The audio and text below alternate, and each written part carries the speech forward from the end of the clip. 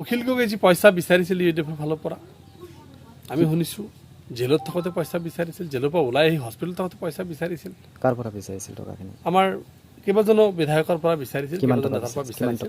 এই কথাবিলাক আপোনালোকে ইয়াৰ আগতে স্পষ্ট হৈছে, মই এইখিনি বেছি জোৰ দি ক'ব নোখোজোঁ।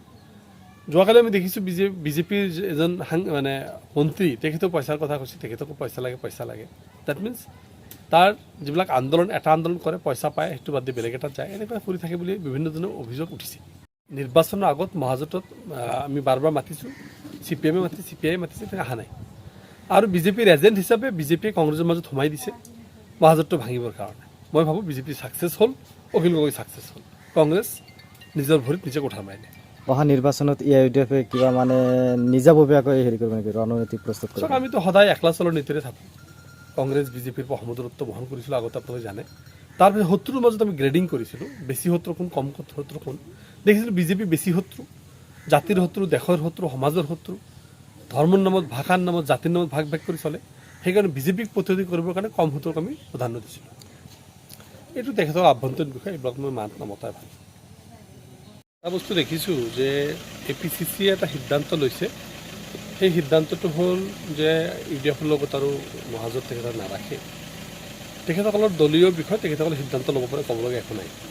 কিন্তু এটা ৰাজনৈতিক দলে 16টা বিধায়কক এৰি দিয়াটো কিমান দূৰ সমীচীন হৈছে, এইটো সময়ে তাৰ প্ৰযুক্তটো দিব।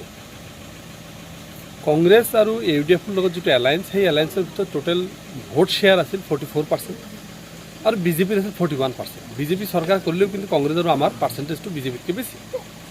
কিন্তু এই মুহূৰ্তত কংগ্ৰেছে যিটো ইউডিএফক এৰি দিয়ে, সিহঁতৰ পাৰ্চেণ্টেজ হ'ব 31। ডেট মিনছ কংগ্ৰেছত বিজেপিতকৈ 10% কম।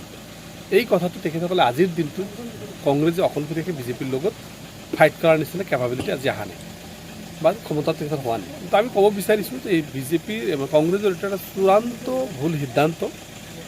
আল্টিমেটলি এই সিদ্ধান্ত যদি বিজেপিক আৰু শক্তিশালী কৰিব, বিজেপিক আৰু বেছি ক্ষমতা দিয়া হ'ব।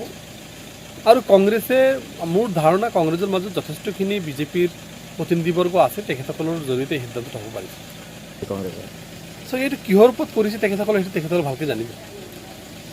আমি বিচাৰিছোঁ যে অসমত বিজেপি বিৰুদ্ধে এটা মঞ্চ লাগে, বিজেপিৰ বিৰুদ্ধে এটা শক্তি লাগে, যিটো শক্তিৰ জৰিয়তে অহা দিনত আমি বিজেপিক প্ৰতিহত কৰিব পাৰোঁ। তাৰ কাৰণে মহাজোঁটটো কৰা হৈছে, মহাজোঁটটো কৰা হৈছে।